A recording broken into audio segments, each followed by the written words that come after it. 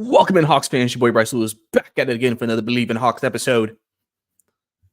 Hawks suffer their first loss of this young NBA season, 128-104 over the Oklahoma City Thunder. Hawks went to Oklahoma City to play them there and obviously came out with an L by the result I just mentioned. So we have a lot to get into from that game about what I saw, breaking down certain performances. We're going to talk about Jalen Johnson's struggles. We're going to talk about, obviously, the fact Hawks have some injuries right now, but also, how they look through the first three quarters, which are extremely competitive. So we're going to go into all that on today's episode of the podcast. Obviously, guys, I appreciate you guys supporting the Believe in Hawks podcast. All the love that you guys show me and the channel is great. So obviously, you're watching us on YouTube. Go ahead and subscribe to the channel and like this video so more Hawks fans can also be exposed to this. And also through audio, leave a rating or a review as well. So, like I said, all love is appreciated and definitely appreciate you guys for tuning in for another episode. So, like I said, Hawks lost tonight, 128-104, and there's a lot of topics that come out of this game, but obviously, coming with the topics, there's a lot of narratives that come out of this game, and I'll get into that in a second, but let's just go through the team stats. Hawks tonight only shot 40% from the field. One thing out of this game you immediately see is Oklahoma City's defense is amazing. Like they were one of the best defensive teams in the league last year. And then they had it out through. So, I mean, defensively, that's where they make their medal. They're big, they're strong, they're fast, they're athletic. There's really not a player like their weakest defender was Josh Giddey last year, and he's gone. And you replaced him with a really good defender in Alex Caruso. So where's really the weakness defensively for Oklahoma City? So the Hawks, were able to do good through the first three quarters, able to generate some type of offense, especially down three main rotation guys. But obviously, fourth quarter, they really suffocated the Hawks offensively. Created turnovers. Hawks had 19 turnovers, 14 early. Like, they gave the Hawks problems and created many turnovers and just completely threw them off their game. 32% from three, 76% from the free throw line. They only had 24 assists tonight. They did win the rebounding battle, but they only had 4 blocks to Oklahoma City's 12 blocks and 7 steals in compared to Oklahoma's 13. So obviously that's just a quick game analysis or the numbers of what happened, because you look at the final score and you're probably thinking, man, Hawks got spanked tonight. And really it was a tale of one quarter. First 3 quarters, and the majority of the first half, the Hawks led. They were leading. And they were hanging with Oklahoma City. And Oklahoma City had a run at the end of the first half that kind of sprung them into the second half. They were able to get the lead. Then after that, probably towards the last half of the quarter, Hawks and Oklahoma City started trading baskets back and forth. It was kind of looking like, oh, is this going to be one of those games where it's just going to be close and both teams are trading blows back and forth. But obviously, as we saw, and we got closer to the end of the game, Oklahoma City, like I said, suffocating defense, able to take control of the game, really get the Hawks back into turning the ball over. Because one of the key things that they did in the second quarter that I think really helped the Hawks and helped them get a bigger lead in that quarter was the Hawks just stopped turning the ball over. Oklahoma City was able to take advantage multiple times of the Hawks turning the ball over, which led to obviously them getting into transition. And the Oklahoma City Thunder did a great job of keeping the Hawks from getting into transition, something they've been really trying to do this year under Quinn is be more of a transition team. And they did a great job of controlling that and keeping the Hawks from getting out and running on them. So that just shows you the smartness and the great defensive game plan, knowing this is what the Hawks want to, what they want to do. We need to do this to stop that. And so they were able to do that and execute that really well in this game because the Hawks really had to earn a lot of the baskets they made in this game. And we'll get into, obviously, Risacher's first career start tonight. He did some good things. So we'll get into that in a minute here. But, obviously this game, like I said, Thunder. This let me tell you about this game. This game to me was a game where even with the injuries, the Hawks got something from their bench tonight. The other guys, David Roddy, who stepped up tonight, Kongwu, Garrison Matthews stepped up tonight. They gave them something. They gave them what they needed to get from them to be good. It was the Hawks starters tonight that let them down. I mean, like, that just wasn't a great starting performance. I mean, your second highest scorer after Trae Young was Zachary Risacher. And Risacher only had 13 points.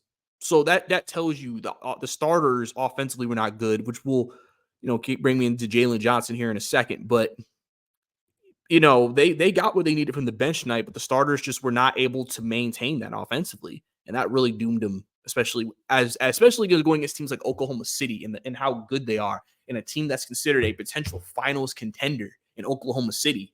You need your best players to show up to beat a team like this. And obviously, this is a game where, listen, DeAndre Hunter was ruled out with right knee inflammation. Obviously, we know that knee gives him issues. So obviously, we'll have to see how long he's out. Sometimes these things lead to him having to get it scoped, and then he's out for a couple of weeks, and then we're waiting.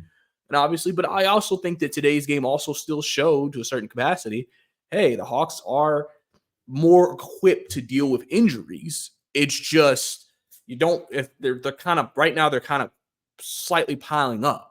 And so you're kind of seeing some of the weaknesses of, obviously, you're going deeper into your bench. Some guys can still play, but there are still some weaknesses with having to go as deep as they have to go on the bench.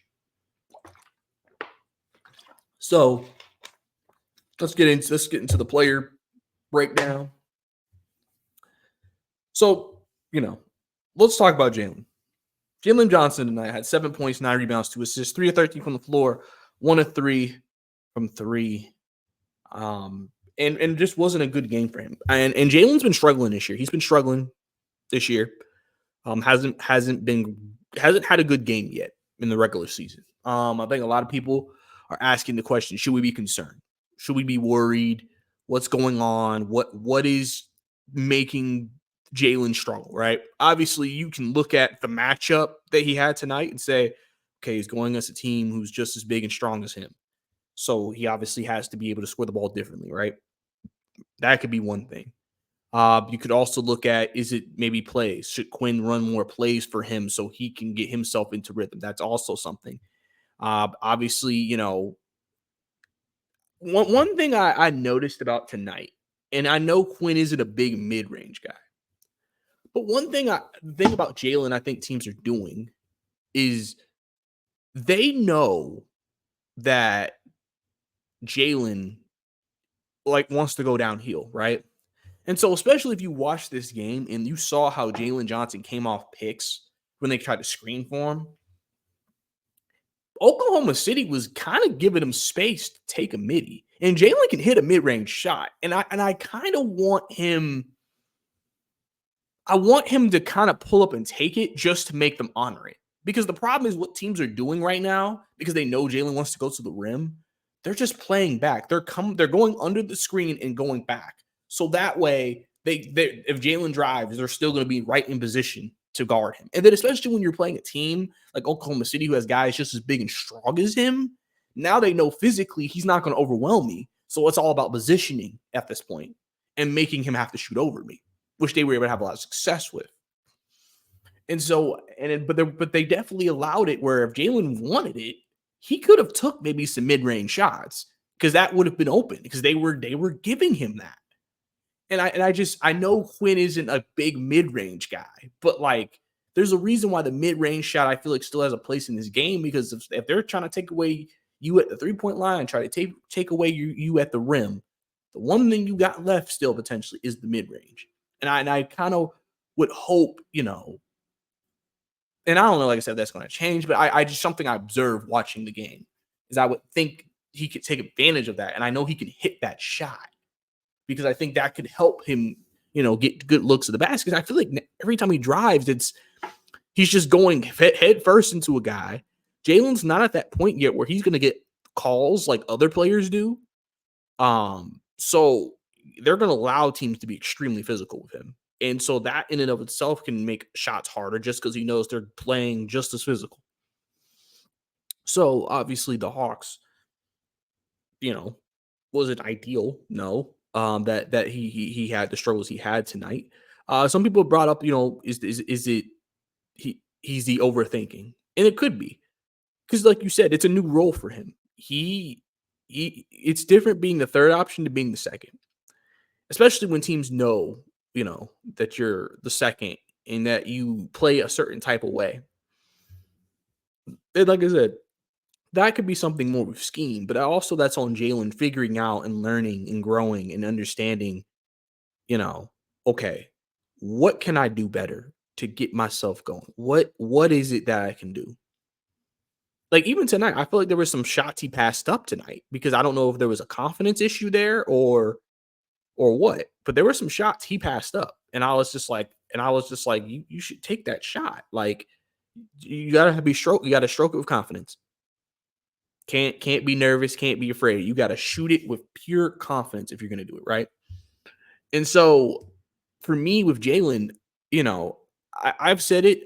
I'm not really worried because I'm not. I mean, literally, Trey has had slumps where he's had multiple games where he wasn't great. Bogey has had slumps. So it happens. Obviously, it's unideal because some people are going to look at the fact that he got his money and now he's changed. And I think that's absolutely a ridiculous take. That's ridiculous. Jalen has not changed because he got paid. No, Jalen, no. Because if you watch how he's playing, he's adapting to his new role. And because I feel like people just they watch the game and they have a narrative. Everyone has a narrative, and this game tonight for people who thought the Hawks are not going to be good this year, this fit their narrative because now they can say, see, we shouldn't have gotten rid of DeJounte, see, and yet it's like I don't think DeJounte Murray is changing the result against Oklahoma City tonight, guys. And they might have let up more points if he was still here. So I think, like I said, everybody has their narrative, and people are creating their narratives about Jalen right now. And the one thing I always have to remind people of too, it is game 3. There is 79 games left for this team to play. You're telling me that you have 79 chances to get yourself right, and we just don't think he's going to get himself right? I think that's the one thing I always tell people about sports. Like I always say it with baseball, they play like what 100 plus 150 plus games, right? You're telling me somebody who going through a batting slump can't get themselves right with like 140 plus games to go? Like, why do they have to just be what they are all year long? And so I think Jalen will figure it out. But tonight's game was a game where when you go against the best teams in the league, Jalen has to be good or at least be better than what he was tonight because Trey can't do it by himself. And some people said I'm getting flashbacks to Miami the way this game went tonight. And it's because nobody else was able to provide the offense that was needed. This is a game where I think DeAndre Hunter really could have helped and Bogey really would have helped just because they could score the ball a little bit. Like I said, Hunter being decent can at least give you 15 points. Bogey, he can stretch, the defense with his 3-point shooting. He could score a little bit. That's what they needed. That's what I was worried about going into the game. Really was like, are the Hawks going to have enough offense in this game to beat Oklahoma City? Because, unless Jalen and Trey go berserk, I mean, are you going to be able to generate enough team offense to score, right? And so Jalen in these games, has to play better for them to be able to win these games. That's just as simple as it goes. And like I said in my last episode, we are on a journey right now. There is a journey going on. The team has a journey, and every player on this team has a journey. And right now, Jalen's going through his journey. Right now, he's struggling. Okay, what is the next step of the journey? When does he break through? And then consistency on top of that. So I'm not really too concerned, honestly, about it. But obviously, I can also recognize it was a very disappointing result from Jalen. And that's something he needs to improve and work on moving forward. So hopefully we got the Wizards coming up. He'll be able to improve that and hopefully break out because they need him to. They really do need him to, especially because we don't know how long Hunter's going to be out. We don't know how long Bogey's going to be out. We don't know how long Kobe's going to be out. So it's going to be very important for Jalen to get himself back ready to go. But then we got to get into Trey Young tonight. Leading scorer for the Hawks, 24 points, 7 of 14 from the field, shot 50% from the field, 2 of 7 from 3, 8 free throws. But again, Oklahoma City made it very difficult for Trey. Trey had 10 turnovers tonight, which is unacceptable. Especially he had a couple of bad turnovers in that third quarter against Case and Wallace trying to go one-on-one and he lost the ball both times. Oklahoma City, just that defense is ferocious, like I've mentioned. So they're going to be able to, and they were able to create so many turnovers. And Trey's going to obviously have to play smarter with the ball. But I mean, also the Thunder were able to kind of defend him a certain way. And I think that caused Trey trouble. And I think that's something obviously him and Quinn got to go back to the drawing board and try to figure out how to improve. Because, 10 turnovers, I mean, that's from your point guard, especially right now, because Trey has to play basically like almost 40 minutes a game because of the backup point guard situation. You're going to be relying a lot on him to kind of,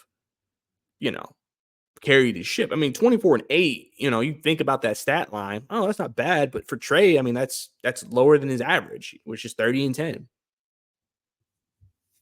So, again, Trey's, I think, going to be fine. I think, obviously, Trey has to be better with the ball. But I'm not, like I said, concerned about it. Like I said, I think he'll get back on track relatively quickly.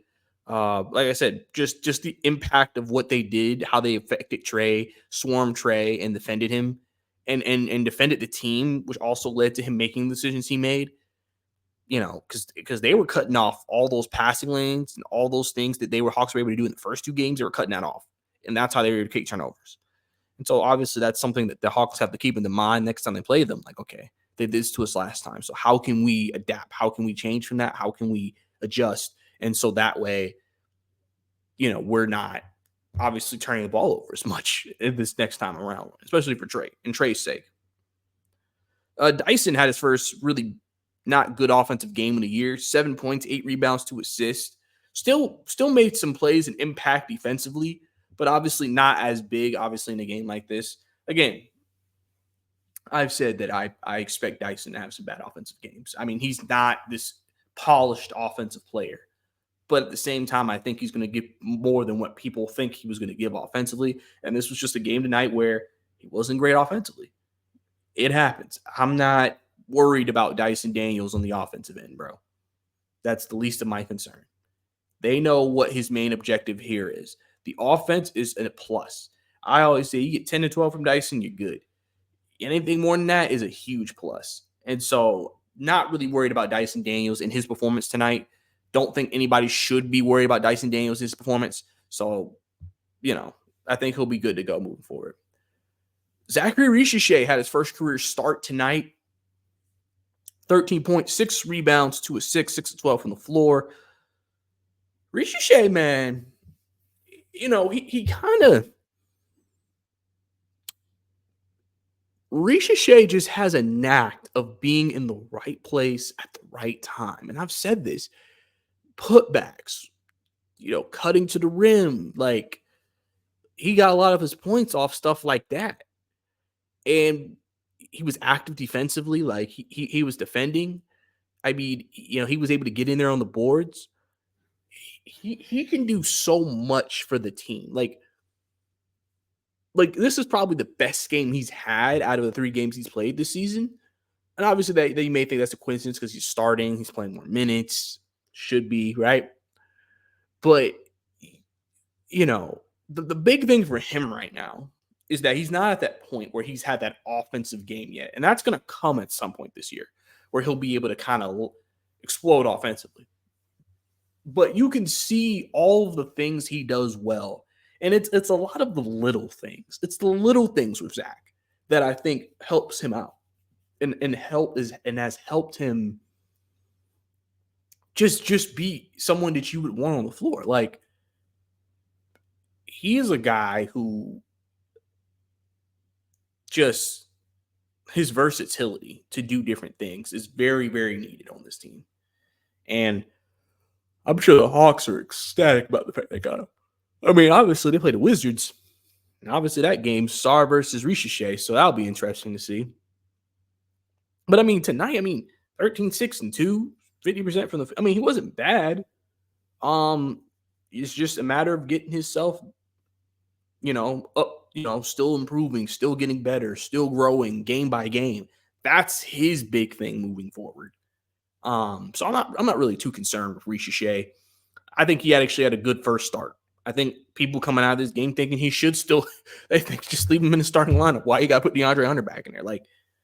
I mean, and if that's the case, then clearly he must have played well enough in your eyes to think that way. So, I mean, Risacher, first start tonight. I'm assuming he'll probably get a second start against the Wizards, and then we'll see about the second game against the Wizards if that remains to be the same, and then he'll get his third start. Clint Capella tonight, 6'10", 6 and 10 tonight, 6 rebounds. 6 points, 10 rebounds. Clint. So, obviously, again, Hawks finished the game with Okongwu tonight, right? Okongwu had 14 points and 3 rebounds, right? A lot of points from the free throw line tonight for him. Had hit a 3 as well. Clint. The thing about Clint, and you see it in games sometimes, is he really doesn't have an offensive presence, and so it hurts the team at times, which is why I think the Hawks have gone more of a Okongwu, just because he has more of an offensive presence in these games than Clint does. And, I feel like Clint, he hasn't even given you 11-11. He's giving you like 6 and 10. He's playing okay. He's not playing like great, but he's not playing bad. He's just, you know, you kind of, the way he's been playing, you understand why Okongwu's been finishing. Like I was watching this game and I was like, Okongwu's finishing this game. Like I can just tell by the way this is going. Like think about it. They're going against a 7-footer in Chet Holmgren, and I know they're going with their 6'8" center because that tells you the flow of the game. And I think one interesting storyline to keep up with is if Okongwu keeps finishing games and eventually starts, and Clint keeps playing what he's doing, and he's putting up the numbers he's putting up like he did tonight. If you're the Hawks, you've heard people talk about the Hawks trying to maybe potentially trade Capella forever, but is there legit a mind, especially with Larry Nance, who would probably fit what they want to do better? Do you consider, again, trading Clint Capella for the trade deadline? My thing about it is you really don't, because then you're going to have 2 undersized centers. And I'm sure they don't really want that, even though that's a better for their pace of play and what they're trying to do, because you're a very undersized team in that situation. But at the same time, it's like, if you can see he's just not getting it done for you, you got to keep that into consideration, especially on a guy on an expiring contract. So it'll be interesting to see how Clint is managed throughout the year.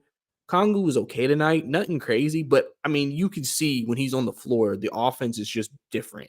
And even defensively, you can see the difference. You could just see the Hawks are usually in a better pace of play and a better overall, just team basketball when Okongu's with them on the floor because of what he can do and the different things he can do and the more things he can do than Clint Capella.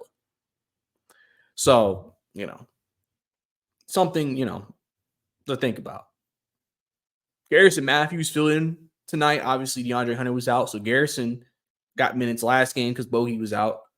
4-8 from 3. Play well, 14 points. You got 14 points from Garrison Matthews, man. You can't really ask for anything more. 2 steals. Garrison gave you what you needed from him tonight. 14 points, 4 of 8 from 3. Literally, I always say, Hawks have more depth. You can lose Bogey and know we still got another shooter coming off the bench who you still have to worry about. He gave you enough tonight. Vic Krejci has been an interesting experience because you never know what you're going to get when he's on the floor, really.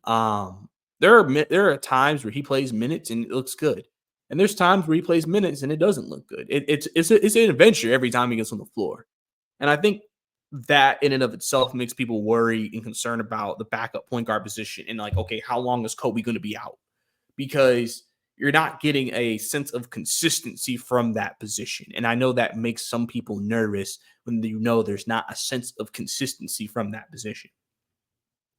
So, and also I think people are looking at it, and I said this last year too. I said, Krejci's not really giving you a lot offensively.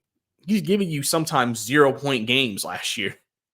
All the passing and defense he does, he'll sometimes give you 0 in the offensive stat. And Krejci just seems like a player to me who you think would give you more offensively, but he doesn't. And it feels like he's hesitant and he's not aggressive, right? And he was a little bit more aggressive to a 7, but you definitely Vic, I feel like, is a guy we're gonna watch and just feel like there's still something there. There's more there I still want from him. And you just don't know if you're gonna be actually able to get it from him, if that makes sense. So it's gonna be something to keep an eye on these coming games, just how that adventure of Vic Krejci coming in as the backup point guard goes. And then also David Roddy. David Roddy tonight, man, 4 or 5 in the field, 10 points, 5 rebounds, 3 assists. David Roddy can play. David Roddy's an NBA player. I mean, he has thoroughly impressed me. I am very happy with David Roddy. Obviously, you can see the drop-off defensively from Jalen to him, but just because he's a little bit undersized. But, I mean, he's an NBA player. He knows how to play the game. I thoroughly enjoyed what I got from David Roddy. He gave you 10 points. So, again, you're getting what you expect from him. You're getting more than probably what some people may expect from him.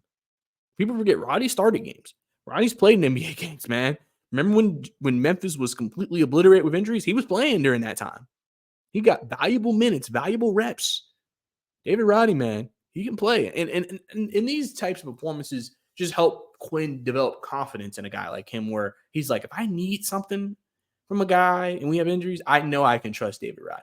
So I think he was fine. But overall, this game, like I said, Hawks hung out for 3 quarters. They competed with Oklahoma City.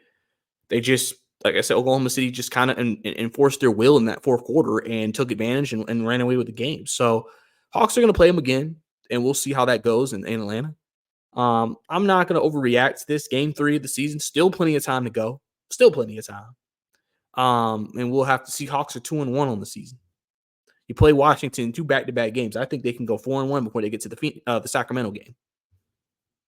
So I'm not too concerned. They play a back-to-back. This is the first night of a back-to-back. So we'll see if anything changes for the second day of the back-to-back against the Wizards back in State Farm. So I'm excited to, Hawks, knock this loss off, get past it, happens, get ready for the Wizards, try to win some games and get back in the win column, get back to that feeling of winning and staying undefeated at State Farm Arena as well this year. So not really too concerned about it overall, but, there's definitely some things you can improve. This was definitely a game where I said that this was a good testing pad. Obviously, you're down 3 main rotation players, so there's a little bit of a skewed result there. But for what you saw for 3 quarters, I mean, they competed with that team. So excited to see how this team continues to grow moving forward, and we'll see if some of the guys who've been in slumps like Jalen can break out, and how the team continues to mesh as the season goes on. But I think that's about all we have here at Believe in Hawks on this Believe in Hawks episode. Like I said, don't forget to subscribe to the channel. Like the video if you really enjoyed this episode. My audio listeners, same thing. Leave a rating, leave a review. Show love to your boy. I appreciate all y'all tuning in to Believe in Hawks podcast. Obviously, I'll be back again after the Wizards game to recap that game. So definitely stay tuned for that. But like I said, that's all we have for you. This is your Believe in Hawks episode.